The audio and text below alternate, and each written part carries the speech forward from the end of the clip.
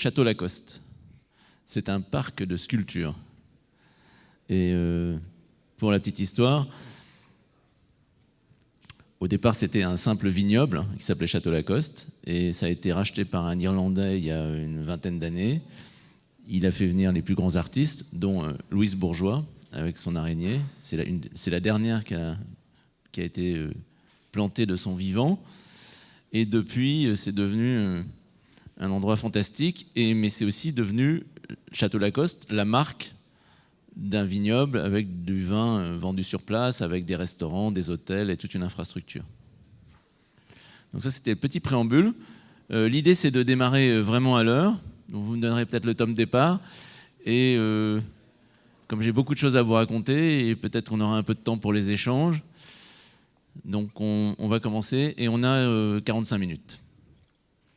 Donc bonjour à tous. Merci d'être venus écouter cette conférence. Mon objectif cet après-midi, c'est d'inspirer aussi bien les producteurs que les marques sur le sujet du brand content, et plus précisément sur le sujet du brand content audiovisuel.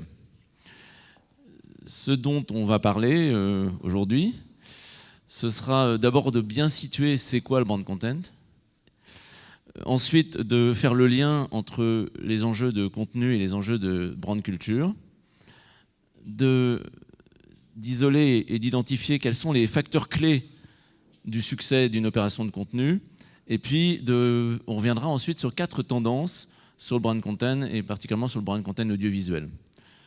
Pour me présenter rapidement, donc, je suis Daniel Beau. J'ai créé la société d'études Calicanti en 1990. Et donc, ça fait 30 ans que je m'interroge sur les médias et les marques, avec en particulier la question des contenus, puisque j'ai eu le plaisir de coécrire un certain nombre de livres, dont l'ouvrage intitulé Brand Content, qui est sorti il y a une dizaine d'années, Brand Culture en 2013 et Brand Content Stratégique. Aujourd'hui, c'est plutôt en tant que patron de Brand Content Institute que je m'adresse à vous. Brand Content Institute, c'est une structure qui a vocation à éclairer les marques et leurs partenaires sur les enjeux de contenu et qui fait appel à la fois à des outils d'audit et d'études, qui fait du conseil et qui fait de la formation. Alors, qu'est-ce que c'est que le brand content ? On a l'habitude, pour parler de ce sujet, d'évoquer un certain nombre d'exemples historiques. Je les ai regroupés dans une seule slide. Ce sont des exemples print, The Furrow, des tracteurs John Deere, le guide Michelin, les livres des cocottes minutes Seb, le magazine Colors. Tout ça, ce sont des exemples de contenus créés par des marques, mais c'était avant l'ère digitale. Et avec l'ère digitale, il est bien évident que c'est devenu beaucoup plus facile, c'est même devenu indispensable pour exister, de créer du contenu. Alors, aujourd'hui, on va parler surtout de brand content audiovisuel, et quand on pense à brand content audiovisuel, l'exemple majeur qui vient en tête, c'est l'exemple de BMW qui, dans les années 2000, vers 2001-2003, a commencé à commanditer une série de courts-métrages de très haute qualité, qui a d'abord été diffusée en DVD, puis sur YouTube, et qui a eu un effet assez important sur l'image de BMW aux États-Unis. The Hire, la série The Hire. Les courts-métrages, ça fait partie vraiment des modes de communication type du brand content. Alors, plus récemment, on a eu le film tourné par Michel Gondry pour l'iPhone. Alors, ce qui était remarquable avec ce film d'une dizaine de minutes, c'est qu'il est tourné avec un iPhone 7. Et donc, on a à la fois un film édité par iPhone, mais fabriqué avec les outils d'enregistrement de l'iPhone 7. Le film Détour, qui raconte l'histoire d'un tricycle qui essaie de retrouver sa jeune maîtresse. Des courts-métrages, il y en a énormément. H&M en fait assez souvent avec son égérie fétiche David Beckham. Ce qui est à souligner, c'est qu'il y a une grande différence entre la publicité et le court-métrage, dans le sens où, avec le court-métrage, la marque, elle accède à l'œuvre cinématographique. Donc, Beaucoup de marques de luxe utilisent le court-métrage parce que c'est pour un moyen pour elles de ne pas être uniquement dans une communication commerciale, mais d'être dans un contenu artistique avec une portée artistique et culturelle. C'est ça qui explique le grand succès du court-métrage. Alors un court-métrage, ça commence à 1 minute, ça peut être 3 minutes, 5 minutes. Vous avez des courts-métrages qui existent dans plusieurs versions, avec parfois la version publicitaire en 20 secondes, en 30 secondes, et puis la version court-métrage sur YouTube en 5 minutes. Un deuxième pilier du contenu audiovisuel, des bandes contenus audiovisuels, ce sont les programmes courts. Ça, on connaît ça depuis 1987. Il y a bien évidemment Du côté de chez vous et un certain nombre de programmes courts. Ce qu'il y a de nouveau aujourd'hui sur le programme court, c'est que grâce aux players, on peut beaucoup plus facilement retrouver toute la série de programmes courts dans un lieu donné. Et ça a un effet assez puissant. Là, vous avez cet exemple de Secret de cuisson du Philippe Etchebest sur le player de M6.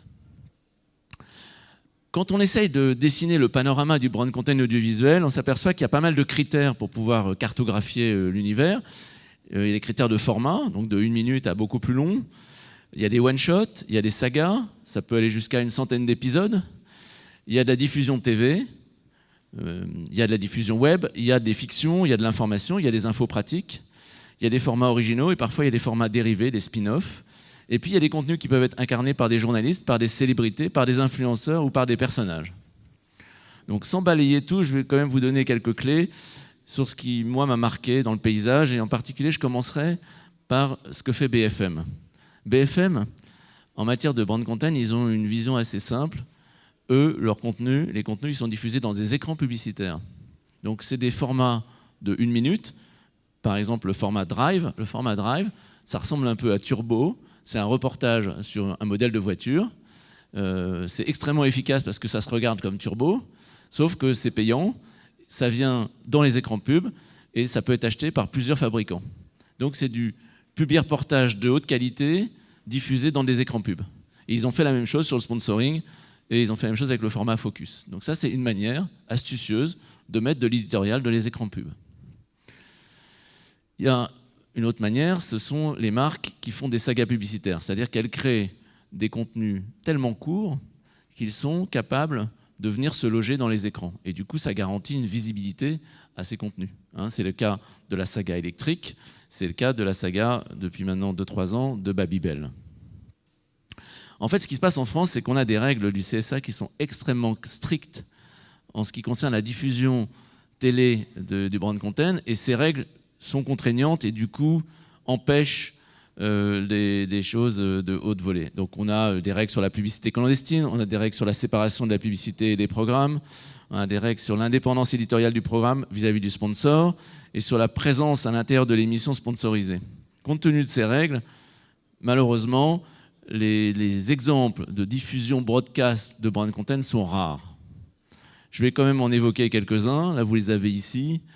Vous avez les bleus. On s'aperçoit que souvent, ça ressemble un peu à du braconnage. C'est-à-dire que c'est des choses qui ont été faites, alors, je dis pas illégales, mais qui sont faites toujours un peu à la marge et qui sont faites de manière expérimentale. Donc, Social Rush, La Quotidienne, c'est vrai que c'est pas une émission véritablement de brand content, sauf que le producteur qui a gagné La Quotidienne, il est arrivé avec La Poste. Et c'est grâce au fait qu'il avait La Poste qu'il a gagné cette compétition. Alors, des exemples peut-être plus récents, c'est ce qu'a fait BFM TV avec le soutien de BNP Paribas Real Estate, Future of Work.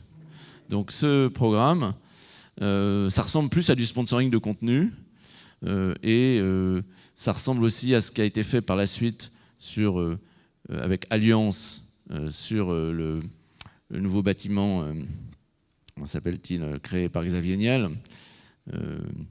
Aidez-moi. Voilà. Donc, ce sont des programmes où la marque est quand même très discrète, où elle intervient sous forme de reportage. Plus remarquable peut-être l'événement Etam, parce qu'on pourrait s'étonner qu'on ait une émission qui dure 1h30 ou 1h15, pendant lesquelles on voit sans arrêt des jeunes filles en maillot de bain ou en lingerie. mais c'est parce qu'on peut considérer qu'Etam, c'est un événement culturel, et du coup, la retransmission d'un événement culturel par une marque, c'est compatible avec les règles du CSA.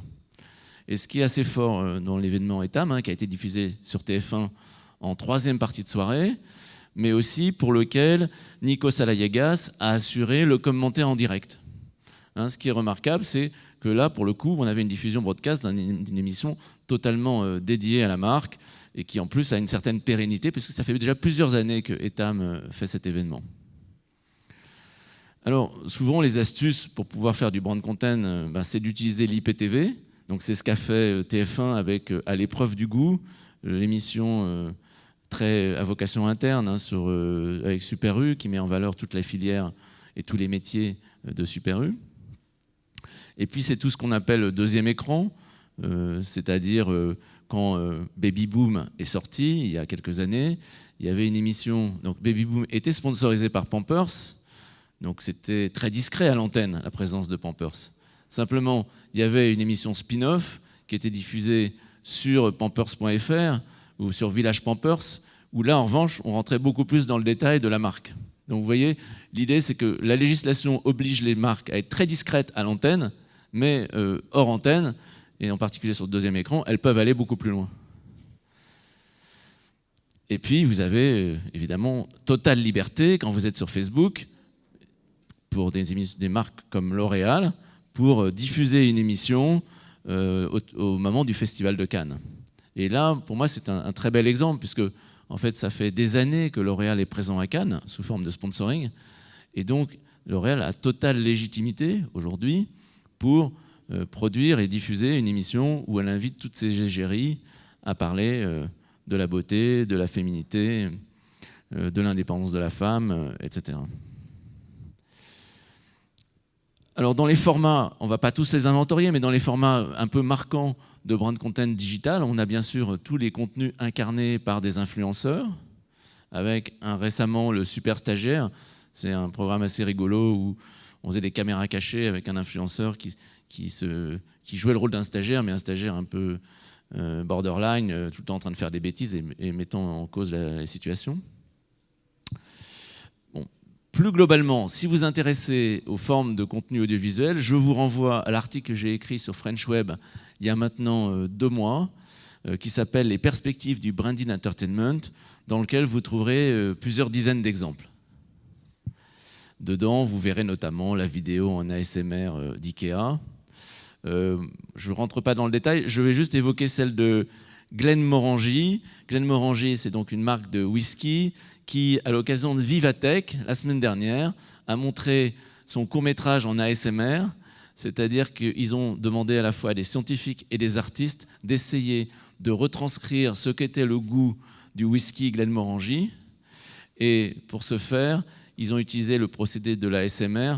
Je ne cherche pas à vous donner le nom de l'acronyme, mais en tout cas, ce procédé qui a vocation à nous chatouiller l'oreille.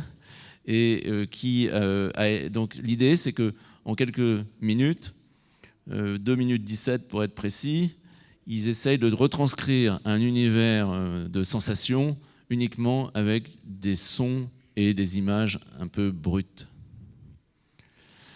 Je voudrais terminer ce panorama de c'est quoi le brand content par une typologie qui a été développée par YouTube en 2016 et que je trouve extrêmement pertinente. Cette typologie consiste à considérer qu'il y a 3 types de contenus qui peuvent être développés pour les marques. Il y a les contenus hero, c'est-à-dire c'est des contenus spectaculaires, exceptionnels, rares. Les contenus hub, qui sont des contenus réguliers, destinés à entretenir le lien avec la cible. Et les contenus hygiène, ou plutôt help, qui sont les contenus qui répondent à des demandes. Donc typiquement, ça peut être les tutoriels, ça peut être des contenus d'aide qui sont en lien avec des requêtes. Et donc si on situe bien ces 3 types de contenus, on voit bien le caractère exceptionnel et ponctuel des contenus hero. La publicité, typiquement, fait partie des contenus hero. On voit bien l'idée d'abonnement, de web-série, de storytelling, de blog, de contenu dans la durée, avec le contenu hub. Et avec le contenu help, on a beaucoup plus de inbound et du contenu adapté aux moteurs de recherche. Alors, ce que je voudrais évoquer, enfin, pour terminer ce chapitre, c'est que le contenu, il y a énormément de mots pour le désigner: native advertising, brand content, storytelling, inbound. Au sein de tous ces mots, il y a beaucoup de façons, de types de contenus qui ont du sens pour les marques. Et nous, on intègre dans la panoplie des contenus possibles aussi bien les supports digitaux que les supports physiques, que les événements, que les lieux, que les services et que tous les types de contenus audiovisuels. Et du coup, les marques, elles ont vocation à développer des écosystèmes de contenu.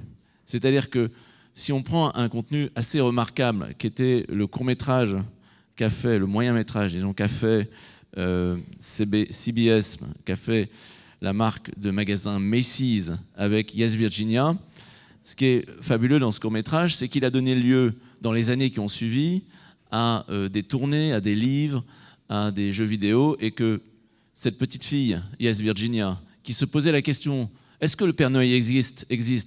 et à qui on avait répondu oui, cette petite fille, eh bien, elle est devenue l'égérie des fêtes pour la marque Macy's. Donc on voit bien un contenu isolé, certes, mais qui génère une multitude d'événements et de contenus variés autour de ce personnage. Plus généralement, les écosystèmes de contenu, c'est cette idée que les marques ont vocation à créer non pas des contenus isolés, mais vraiment des panoplies, des bibliothèques éditoriales réutilisables qui permettent de couvrir un certain nombre de sujets. Alors on a parlé de ce que c'est que le brand content. Maintenant, on va voir ce que c'est que le lien entre brand content et la marque et brand culture. Alors, une marque, c'est quoi? Une marque, c'est un agrégat, c'est-à-dire que c'est un pôle de densité sémantique, c'est une association qui réunit des lieux, des hommes, des produits, une histoire, et qui doit faire cohérence. Si je dois dire comment on peut juger de cet agrégat, une manière simple, c'est de taper le nom de la marque dans Google Images. Quand vous tapez le nom de n'importe quelle marque dans Google Images, vous voyez tout de suite l'agrégat qui se dessine et qui est souvent très riche et très diversifié. La question à se poser, c'est est-ce que cet agrégat est cohérent et qu'est-ce qu'il renvoie comme sens? Si je prends l'agrégat Repetto, on voit bien que depuis maintenant une douzaine d'années, Repetto a réussi à construire un univers de marque extrêmement riche en jouant sur l'univers de la danse, aussi bien dans ses produits que dans ses communications, que dans ses lieux de vente, et que même au moment des promotions, qui sont souvent des moments où la marque se renie, Repetto réussit à être cohérent et fidèle à son identité.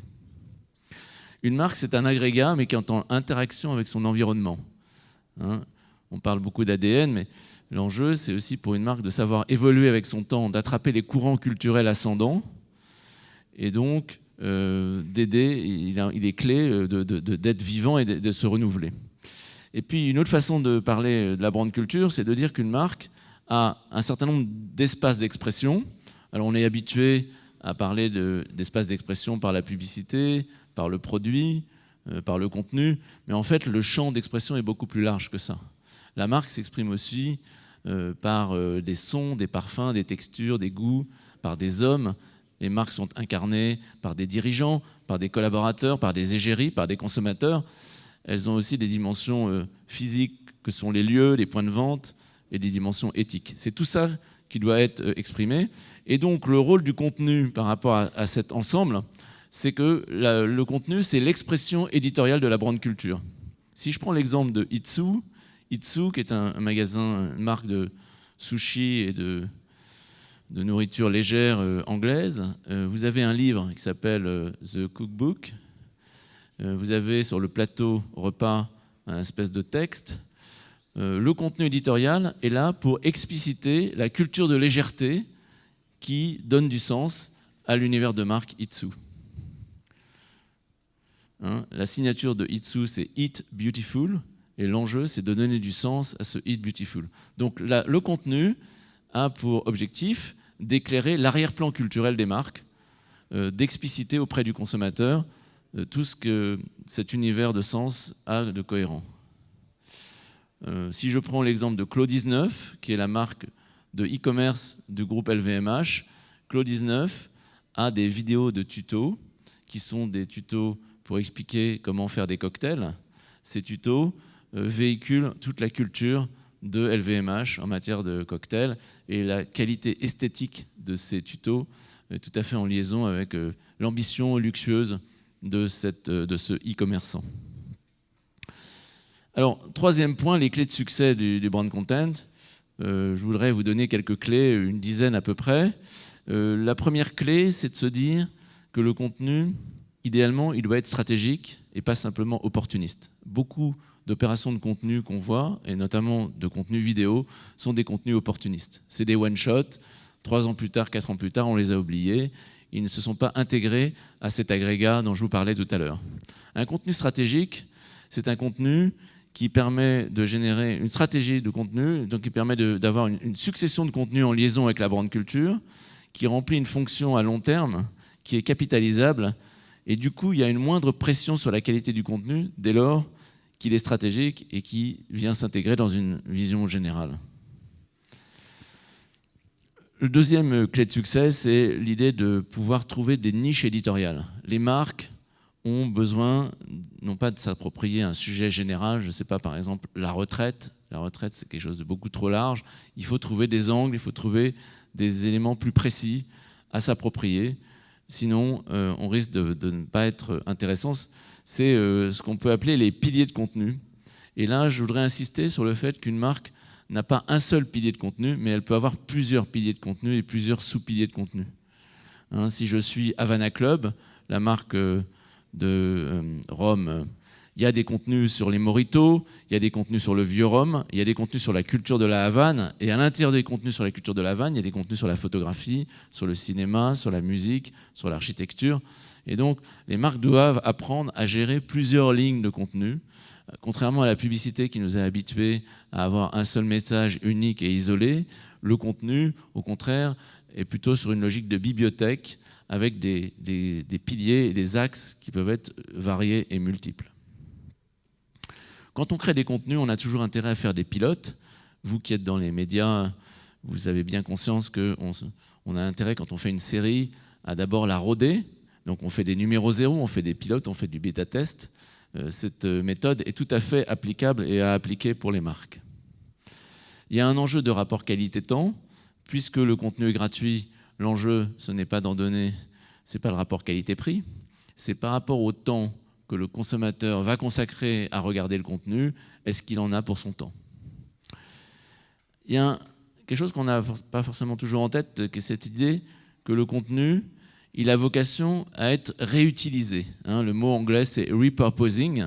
Repurposing, c'est-à-dire que, un peu comme la dinde qu'on déguste le premier jour et qu'on continue à manger pendant toute la semaine sous diverses formes, le contenu, il va d'abord donner lieu à une conférence. Cette conférence, elle va être enregistrée, elle va donner lieu à un article.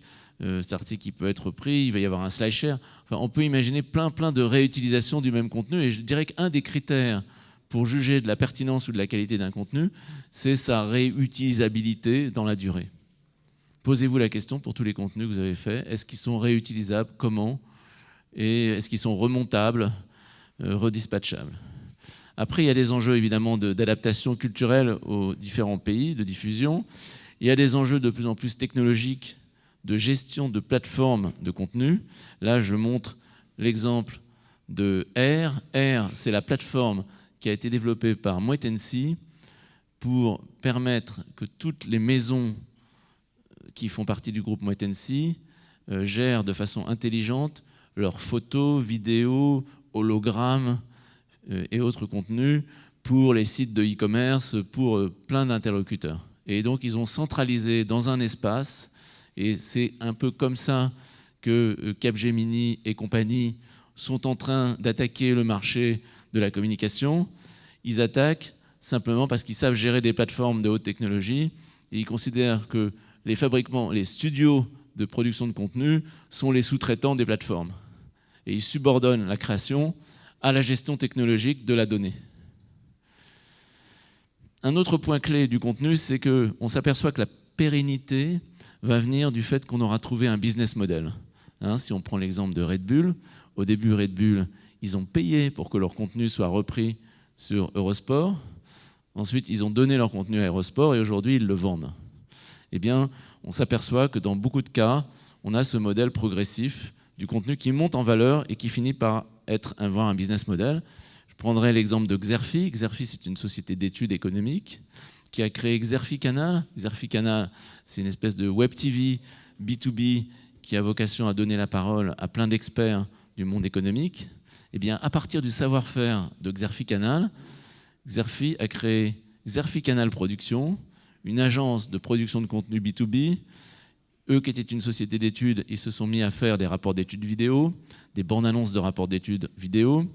Ils se sont mis à vendre leur savoir-faire à d'autres sociétés, comme des groupements d'experts comptables, de telle sorte qu'ils ont pu monétiser une activité qui, au départ, était plutôt une activité de visibilité en faisant un vrai business. Et c'est ça qui permet de donner de la pérennité au contenu, c'est d'en faire un business.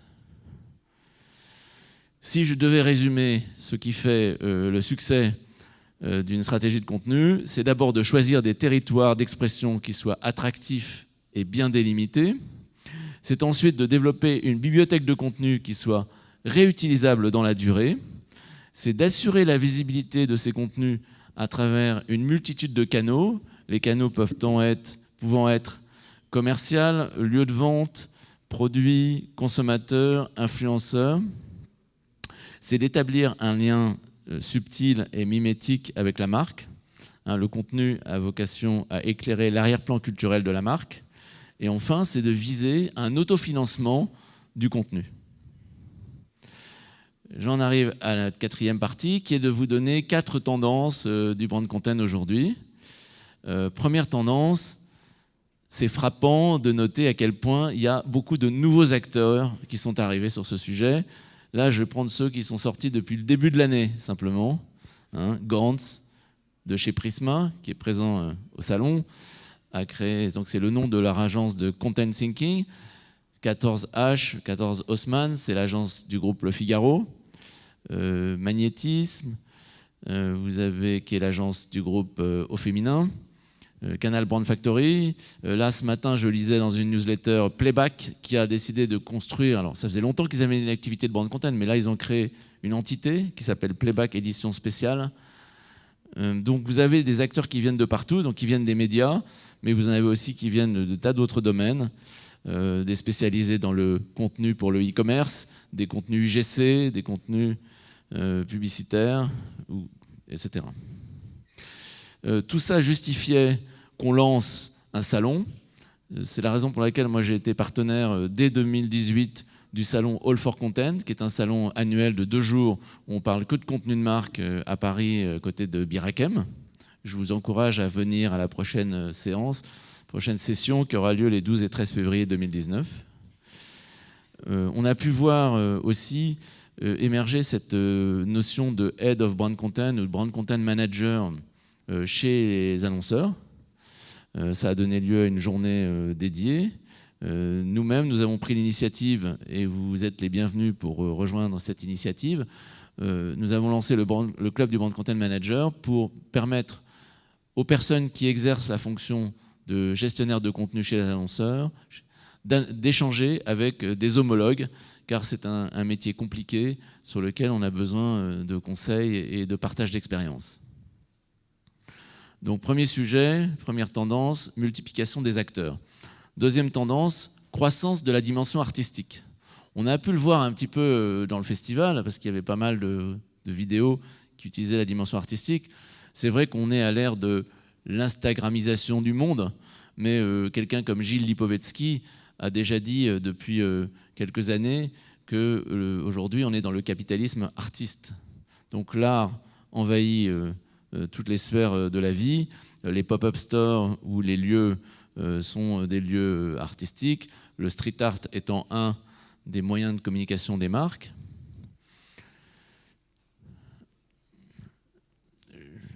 Je fais le lien évidemment avec la couverture et ce lieu, Château Lacoste, dont je vous parlais tout à l'heure, qui est donc le réceptacle à la fois d'une cave à vin, mais aussi d'un certain nombre d'activités touristiques. On le voit aussi avec les tutoriels de Sisley, où il y a un travail, une recherche esthétique très aboutie, avec la société Adways. Et puis récemment, moi je suis tombé sur une vidéo de Enjoy Phoenix. Enjoy Phoenix, c'est la youtubeuse numéro 1. Et c'est vrai que les youtubeurs ne nous avaient pas habitués à faire du très joli. Ils avaient fait du très réaliste. Ils avaient fait du unboxing, ils avaient fait des tas de modes d'emploi et tout. Eh bien, si vous allez voir cette vidéo, qui est financée par la marque de maquillage Too Faced, vous verrez que c'est un magnifique voyage pour voir le festival de Coachella, et qu'on peut la regarder comme un clip, comme un reportage, et que c'est très esthétisant. Donc on sent bien que la dimension esthétique va devenir de plus en plus primordiale dans la production de contenu. Un autre point, c'est les chartes. Moi, j'ai pas mal discuté avec les annonceurs et de plus en plus d'annonceurs ont des chartes photographiques, éditoriales, colorielles, stylistiques, sonores, lumineuses. On peut imaginer énormément de chartes parce que, évidemment, si j'en reviens à mon exemple de taper le nom d'une marque dans Google Images, si on est dans un capharnaüm visuel, c'est pas possible. Donc, voilà l'exemple de Frishti. Alors nous, on a décidé récemment d'analyser l'exemple de Frishti parce qu'on trouvait qu'il était vraiment intéressant en tant qu'initiative et comme élément de cohérence. Et c'est vrai que quand on regarde le champ d'expression Frishti, on voit que ça se compose du nom avec le logo, d'une couleur, d'un style photographique, d'une tenue, de packaging, de publicité, de partenariat, de brand content, de marque employeur. Et c'est tous ces éléments d'expression qui composent l'agrégat Frishti. Et donc, je voudrais vous montrer en quelques images la cohérence visuelle que Frishti a réussi à produire en ayant un photographe qui est le même, qui est à mi-temps dans la société, une équipe de 7 personnes qui produisent du contenu quotidiennement, parce qu'une des spécificités des marques numériques, c'est d'être en relation quotidienne avec leurs consommateurs. Et l'idée avec ces photos, c'est d'exprimer le fait maison.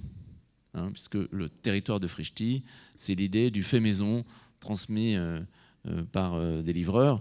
Et donc, il fallait que ces photos, vous voyez, il y a une espèce d'art de la miette, il y a un réalisme fait maison qui est typique. Autre tendance, c'est la tendance des UGC.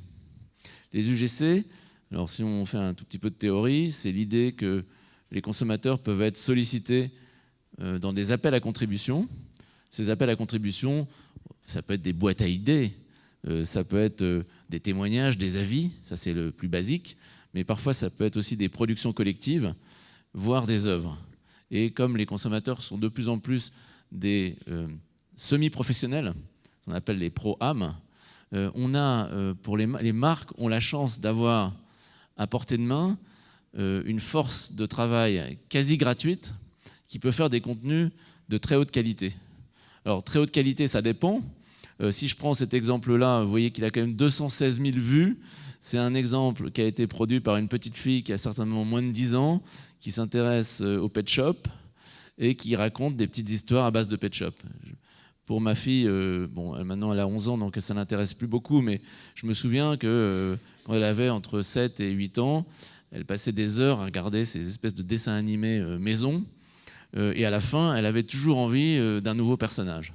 Donc on voit bien, que les UGC, c'est un moyen de communication des marques qui est tout à fait important.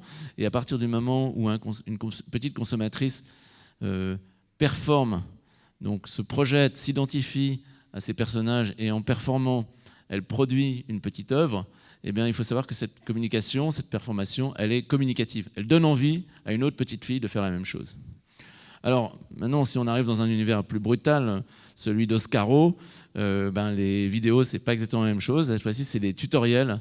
C'est des tutoriels pour apprendre à utiliser et à monter des pièces de voiture. Et ces tutoriels sont extrêmement bien encadrés avec un mode d'emploi. Plus généralement, moi j'ai rencontré une société il y a à peu près 1 an qui s'appelle Adelong, dont la vocation est d'aider les marques à créer et à co-créer du contenu avec sa communauté. Et cette société, Adelong, donc, a tout un système de logiciels qui permet de rentrer en relation avec des gens qui produisent du contenu, de valider l'acceptation par ces personnes du fait qu'on puisse réutiliser leur contenu et le remontage sous forme de medley de ces UGC. Donc imaginez des medleys photographiques. Par exemple, si je prends les aspirateurs Dyson, on s'aperçoit que beaucoup de gens aiment pratiquer l'aspirateur en dansant et se filment en dansant avec leur aspirateur. Eh bien, grâce à Adelong, on peut avoir un montage des meilleures danses entre des consommateurs et leurs aspirateurs. Vous voyez, il y a cette idée de retravailler le contenu sous forme de montage. Et puis, plus récemment, puisque ça fait maintenant une petite semaine qu'on en parle, on a l'exemple de Airbnb qui propose aux consommateurs de faire des stories. Alors, les stories, Airbnb, l'enjeu pour eux, c'est évidemment d'avoir du contenu de haute qualité. Du coup, quand on va sur cet espace, Airbnb Stories, on a un tutoriel extrêmement détaillé qui vous explique comment il faut photographier et filmer. Ne bougez pas, plein feu sur la destination, 10 x 10. 10 x 10, pourquoi? Parce que le format proposé par Airbnb, c'est 10 images verticales et pas plus, de 10 secondes maximum. Et à partir de ce travail, qui est extrêmement crafté et charté, puisque comme vous le voyez sur ce document, on a à la fois dans la typographie, dans la manière d'identifier les lieux, dans la manière de visualiser, d'ajouter des vidéos, tout est très structuré. Ça permet à la fin de déboucher sur un système de contenu. Alors ce contenu, ce n'est pas sur les maisons qu'on va pouvoir voir sur Airbnb, c'est sur les destinations. Rio de Janeiro, là je ne sais pas où c'est, Nial. Donc c'est donner envie aux gens d'aller fréquenter de nouvelles destinations en invitant des consommateurs à produire des city guides avec des formats qui soient à la fois esthétiques mais en même temps homogènes. Voilà comment Airbnb a réussi à industrialiser le contenu en s'appuyant sur des créatifs qui ne sont pas des producteurs, qui sont monsieur et madame tout le monde du monde entier. Et c'est peut-être demain une des formes de concurrence que vous, producteurs, serez amenés à affronter ou que peut-être vous saurez apprendre à utiliser au profit des marques. Donc ce que je vous propose, s'il reste quelques minutes, c'est de répondre à vos questions sur tout ce sujet du brand content. Et j'en profite pour vous signaler, si ça vous intéresse, que beaucoup de mes travaux de recherche sont concentrés dans un ouvrage qui s'appelle Brand Content Stratégique. Cet ouvrage, qui est renouvelé régulièrement, est à votre disposition et vous permet d'avoir toutes ces clés sur un sujet tout à fait passionnant. Merci pour votre attention et place aux questions s'il reste quelques minutes.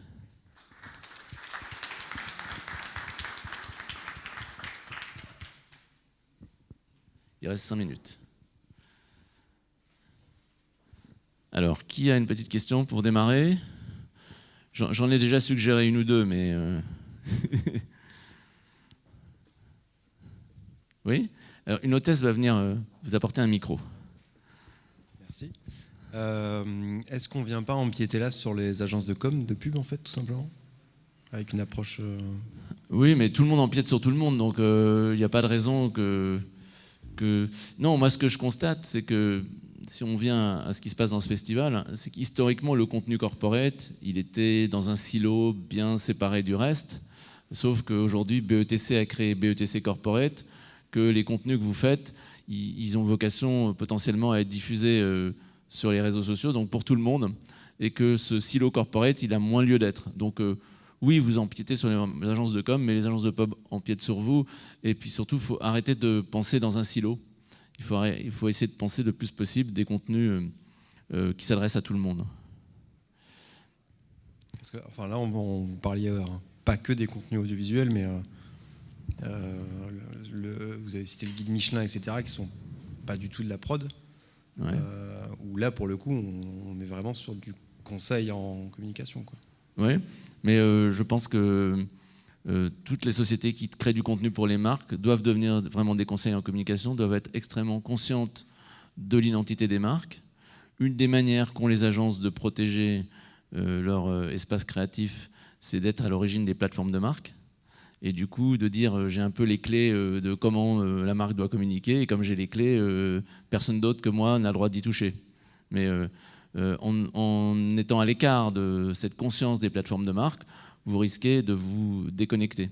Et si moi je pouvais faire une première remarque sur parce que je fais partie du jury du festival, c'est que je trouve que beaucoup de contenus ne sont pas forcément produits assez en lien avec la culture de la marque. Ils ont en particulier un caractère générique. Je parle des contenus institutionnels. Ils ont souvent un caractère générique. Et on pourrait mettre le logo d'une autre marque à la fin, ça ne changerait pas grand-chose. Donc, rentrer dans la culture de la marque et avoir un contenu qui soit spécifique, authentique, en lien avec... c'est un élément clé de succès pour les producteurs. Est-ce que j'ai répondu à votre question? Bon. Ouais. Ah. Excusez-moi, quand vous dites ça, ça veut dire que la marque n'a pas suffisamment trouvé d'éléments distinctifs comme éléments sonores, éléments visuels, une charte éditoriale trop affirmée en fait. Ils n'ont pas trouvé de bonne charte. Ben, ça peut être le résultat de plein de choses. Ça peut être le résultat du fait que beaucoup de marques ont des plateformes éditoriales un peu générales, en disant on est dans la responsabilité, on est dans l'énergie, la jeunesse, etc. Et donc à la fin, c'est valable pour tout le monde, donc c'est valable pour personne. Donc les marques, je pense, n'ont pas toujours fait un travail sur leur singularité qui soit suffisant. Et puis c'est aussi parce que y a un manque de conscience. Que, par exemple, moi j'ai un credo, je pense que l'identité des magasins devrait être gérée en termes de lumière. C'est-à-dire que l'identité lumineuse d'un magasin devrait être chartée. Par exemple, Nature et Découverte, leur charte lumière, c'est ambiance sous bois. Donc tout de suite, quand vous voyez ça, vous voyez la cohérence des magasins. Bon, ben, aujourd'hui, la plupart des magasins, ils n'ont pas de charte lumière. Bon, ben, ça montre, à travers cet exemple, que les chartes, il y en a plein à imaginer dans plein de domaines, et que c'est encore un chantier, mais qui est vraiment indispensable, parce qu'avec le digital, la dispersion est telle qu'il y a besoin de cohérence. Oui. Vous parlez de contenu, et donc se pose assez rapidement la question de la langue, puisque là on cible un contenu francophone, mais une marque à l'international va assez rapidement se rendre compte que par langue et par marché, il va y avoir une adaptabilité au lecteur qui doit se faire, et cette dimension-là, elle est souvent oubliée, où il n'y a pas toujours une grande maturité, sauf pour les grands groupes internationaux, mais il y a des fois des marges qui sont un peu loupées sur l'international. C'est clair, j'ai un peu zappé la slide sur le multiculturalisme, mais l'enjeu de l'adaptation des contenus internationaux, c'est pas juste un enjeu de traduction. C'est un enjeu d'adaptation culturelle, c'est un enjeu de production locale minimum, c'est un enjeu, c'est un enjeu qui est totalement sous-estimé. Et ce qui est malheureux, c'est que, si vous voulez, les agences allemandes, les agences de contenu allemandes, elles ont souvent un siège ou quelque chose à Londres. Les agences françaises de contenu, elles n'ont pas grand-chose à Londres. Donc, et moi, j'ai déjà vu des annonceurs qui me disaient le niveau d'anglais de mon agence est insuffisant, donc je suis obligé de passer par une agence internationale. Donc oui, la capacité d'internationalisation des contenus fait partie du challenge auquel il faut faire face. Oui.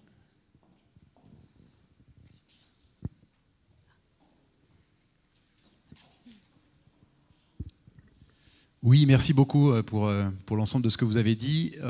Et je partage parfaitement ce que vous dites sur l'identité des annonceurs. Et c'est aussi le rôle des producteurs de contenu d'aller chercher cette identité et de la rendre manifeste. Mais ma question est plutôt sur les générateurs de contenu, le grand public. Est-ce que vous avez des exemples où l'appropriation par la marque de ces contenus a été mal jugée par ses utilisateurs ? Oui, j'ai des exemples. Il y a eu des abus. Il y a des marques, là je ne peux pas vous le dire le nom, mais je pourrais vous le dire tout à l'heure, des marques qui ont siphonné des recettes de cuisine. En fait, le texte des recettes de cuisine, c'est pas un problème parce que je crois que c'est pas vraiment protégeable. En revanche, la photo de la recette de cuisine, c'est protégeable.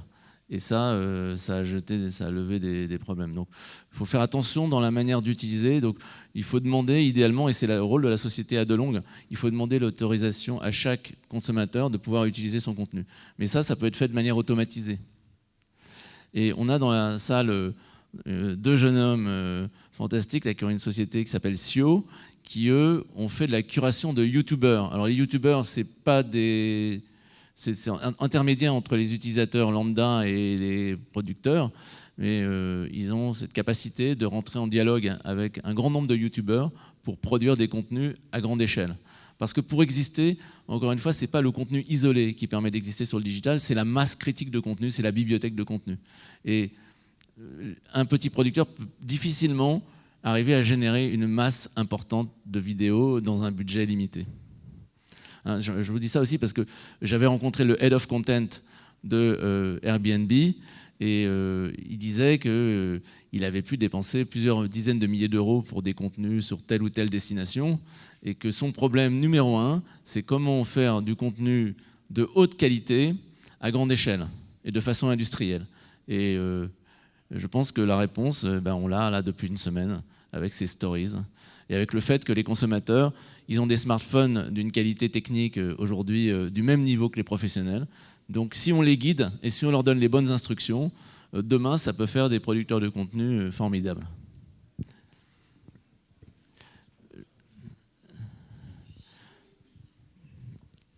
Une dernière question, parce que je crois qu'après on va déborder. Oui. Bonjour. Encore merci pour votre intervention très très intéressante.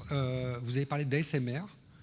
Oui, ASMR, oui. Voilà, et voilà. Au risque de paraître inculte, est-ce que vous pouvez nous en dire un peu plus? Moi, j'ai beaucoup de mal à mémoriser l'acronyme. Donc, ça veut dire... quelqu'un veut m'aider sur...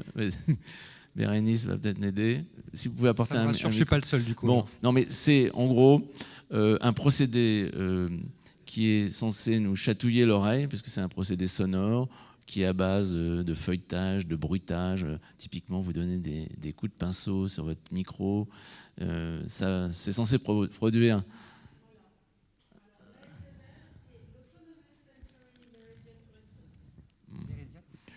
Donc c'est... Merci beaucoup.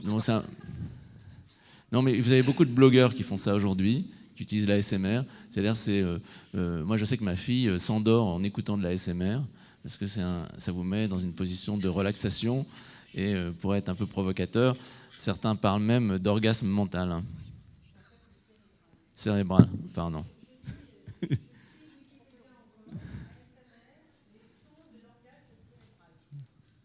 Je prends. Oui, c'est vrai que pour être un peu critique sur certaines vidéos qu'on a vues ce matin, on était plutôt dans l'assommoir que dans l'orgasme mental. Attention aux musiques qui vous brutalisent l'oreille. Aujourd'hui, il vaut mieux chatouiller que donner des coups de marteau. Et donc, je vous encourage à travailler sur cette idée d'un son extrêmement doux et caressant.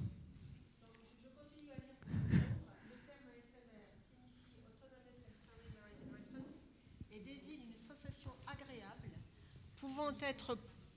Pardon. Donc, le terme ASMR signifie Autonomous Sensory Meridian Response et désigne une sensation agréable pouvant être provoquée par un stimulus sensoriel. La notion d'ASMR, qui ne semble pas avoir de réel fondement scientifique, est surtout utilisée en référence aux effets de son évocateurs qui sont censés provoquer ces effets. Voilà. Sur ces bonnes paroles, Evelyne, il faut rendre l'antenne. Et donc, merci à tous pour votre attention et à votre disposition pour discuter de tous ces sujets.